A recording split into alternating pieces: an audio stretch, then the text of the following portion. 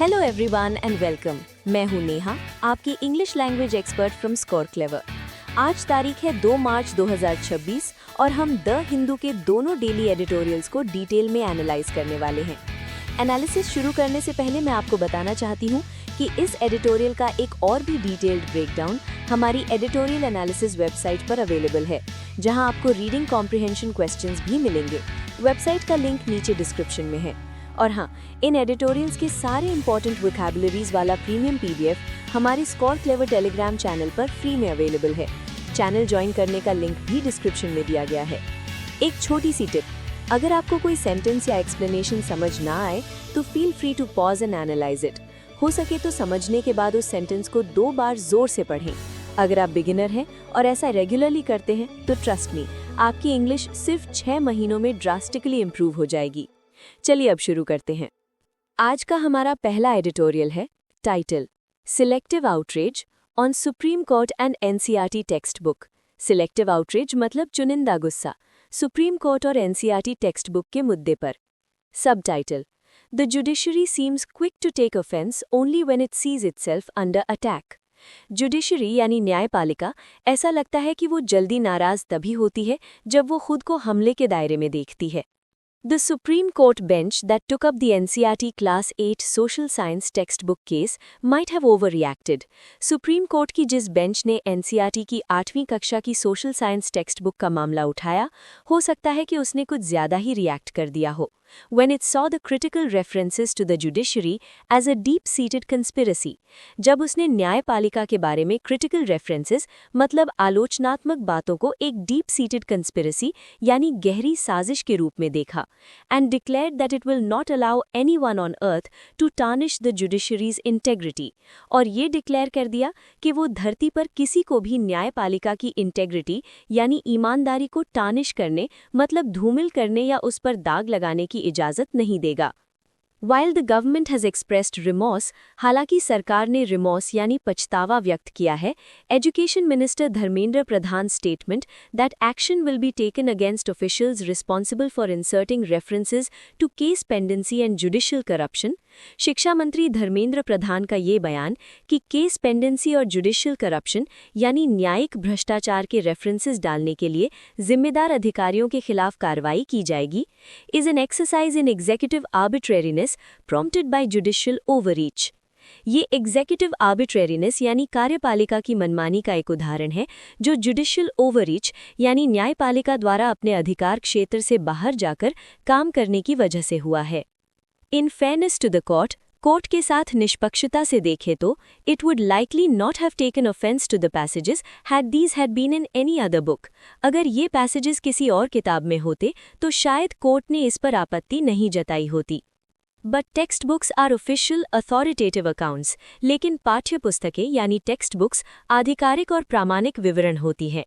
And the judiciary found the passages ill motivated, और न्यायपालिका को ये पैसेजेस गलत इरादे वाले लगे। Instances of judicial corruption are real, न्यायिक भ्रष्टाचार के उदाहरण असली हैं, मतलब ऐसा होता है। And censoring textbooks is not a corrective measure, और पाठ्य पुस्तकों को सेंसर करना कोई सुधारात्मक उपाय नहीं है। Since the BJP came to power, rewriting school and college textbooks has been a key part of its agenda. जब से बीजेपी सत्ता में आई है, स्कूल और कॉलेज की पाठ्यपुस्तकों को फिर से लिखना उसके एजेंडे का एक मुख्य हिस्सा रहा है। Right-wing commentators often find court judgments, such as those giving precedence to the environment as against development, or worse, as against religious practices of Hindus, and therefore not nationalistic or beneficial to the vast majority of the people of India. जो दक्षिणपंथी टिप्पणीकार हैं, वे अक्सर अदालत के फैसलों को, जैसे कि वे फैसले जो विकास के मुकाबले पर्यावरण को प्रेसिडेंस यानी प्राथमिकता देते हैं, या इससे भी बुरा हिंदुओं की धार्मिक प्रथाओं के खिलाफ, और इसलिए उन्हें राष्ट्रवादी या भारत के अधिकांश लोगों के लिए फायदेमंद नहीं मानते हैं। An advisor to the Prime Minister recently called the judiciary the single biggest obstacle to development. प्रधानमंत्री के एक सलाहकार ने हाल ही में न्यायपालिका को विकास में सबसे बड़ी बाधा बताया। The court perhaps saw the textbook as an attempt to intimidate the judiciary. शायद कोर्ट ने इस टेक्स्ट बुक को न्यायपालिका को डराने धमकाने की कोशिश के रूप में देखा। Some of the sentences were indeed in the form of broad-brushing social media assertions, not carefully constructed with rigor.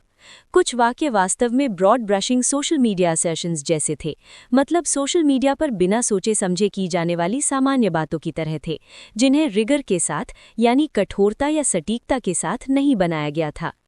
The textbook, for instance, said, people do experience corruption at various levels of the judiciary. उदाहरण के लिए पाठ्य पुस्तक में कहा गया था कि लोग न्यायपालिका के विभिन्न स्तरों पर भ्रष्टाचार का अनुभव करते हैं। And went on to describe complaints and redress mechanisms. और फिर शिकायतों और निवारण तंत्रों का वर्णन किया गया था। But such critical references had been used in chapters dealing with the government or the political executive as well.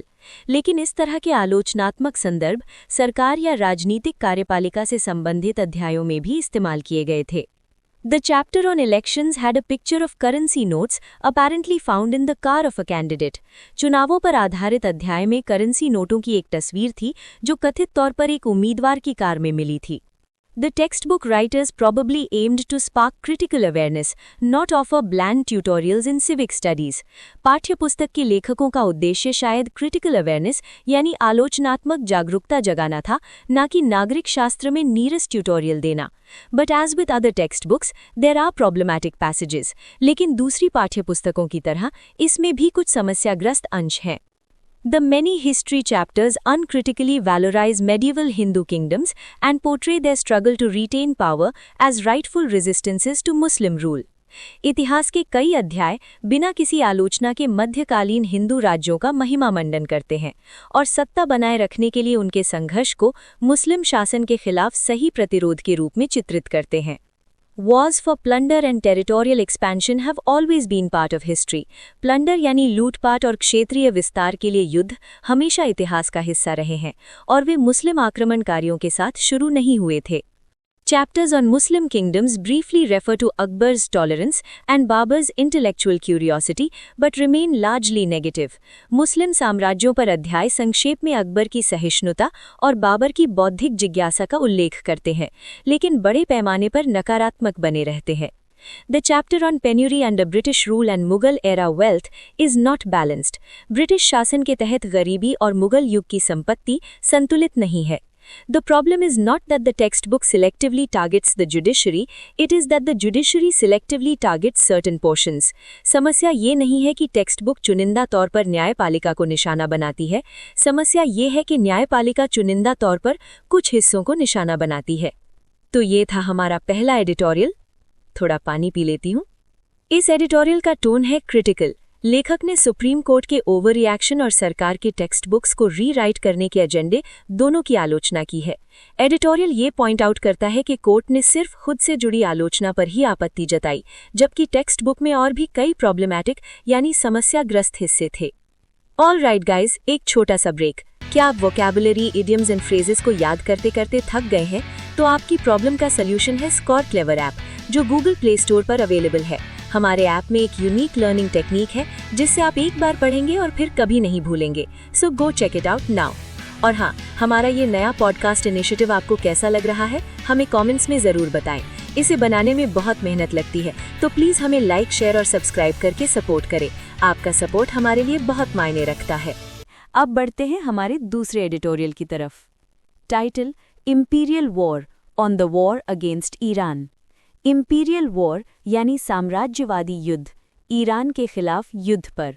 Subtitle: American and Israeli thuggery has no place in the international system. अमरीकी और Israeli थगरी यानी गुंडागर्दी या दादागिरी की अंतर्राष्ट्रीय व्यवस्था में कोई जगह नहीं है। Donald Trump came to the White House promising to end America's endless wars. Donald Trump White House में अमेरिका के कभी न खत्म होने वाले युद्धों को समाप्त करने का वादा करके आए थे। That promise now lies in ashes in West Asia. वो वादा अब पश्चिम एशिया में राख हो गया है। The far-right Republican, who along with Israeli Prime Minister Benjamin Netanyahu launched an all-out war against Iran on February 28 and killed its supreme leader Ayatollah Ali Khamenei, has proved to be one of the most reckless warmongers ever to occupy the Oval Office. Warmongers मतलब युद्ध भड़काने वाले लोग। Blood is on the hands of these two men. इन दोनों लोगों के हाथों पर खून लगा है। One, a mercurial hard nationalist who is turning America into a rogue superpower. एक है मर्क्यूरियल हार्ड नेशनलिस्ट, यानी जिसका स्वभाव बहुत बदलता रहता है, ऐसा कट्टर राष्ट्रवादी जो अमेरिका को एक रोग सुपर पावर यानी एक बदमाश महाशक्ति बना रहा है। And the other an expansionist ethno nationalist wanted for war crimes by the International Criminal Court, और दूसरा एक विस्तारवादी और जातीय राष्ट्रवादी व्यक्ति जो अंतर्राष्ट्रीय आपराधिक न्यायालय द्वारा युद्ध अपराधों के लिए वांछित है। Mr. Trump has bombed at least 7 countries in the 13 months that he has been in office. Shri Trump ने अपने कार्यालय में रहते हुए 13 महीनों में कम से कम 7 देशों पर बमबारी की है। Under Mr. Netanyahu, Israel has operated far outside the boundaries of international law. Shri Netanyahu के नेतृत्व में इज़राइल ने अंतर्राष्ट्रीय कानून की सीमाओं से बहुत बाहर काम किया है। Iran has responded with missile and drone attacks. Iran ने मिसाइल और ड्रोन हमलों के साथ जवाब दिया है, targeting Israeli and American bases in the Persian gulf and Jordan. फारस की खाड़ी और जॉर्डन में इजरायली और अमरीकी ठिकानों को निशाना बनाते हुए। That risks widening the war, जिससे युद्ध के और फैलने का खतरा है। Tehran has also announced the closure of the critical Strait of Hormuz. Tehran ने महत्वपूर्ण हॉर्मूज जलडमरू मध्य को बंद करने की भी घोषणा की है। A move that risks a global economic fallout, specially for major oil importers such as India. एक ऐसा कदम जिससे वैश्विक आर्थिक परिणाम का खतरा है, मतलब बुरे परिणाम का खतरा है, खासकर भारत जैसे प्रमुख तेल आयातकों के लिए। To be clear, this is not a preemptive war as Israel has claimed. स्पष्ट रूप से कहें तो ये एक प्रीएम्प्टिव युद्ध नहीं है, जैसा कि इजराइल ने दावा किया है। प्रीएम्प्टिव मतलब दुश्मन के हमले से पहले ही हमला कर देना। There was no evidence that Iran was preparing to launch an attack. इस बात का कोई सबूत नहीं था कि ईरान हमला करने की तैयारी कर रहा था। On the contrary, Tehran was involved in serious negotiations with Washington under Omani mediation. इसके विपरीत तेहरान ओमानी मध्यस्थता के तहत वॉशिंगटन के साथ गंभीर बातचीत में शामिल था। On 27 February, Oman's foreign minister Badr al-Busaidi said that a deal was within reach.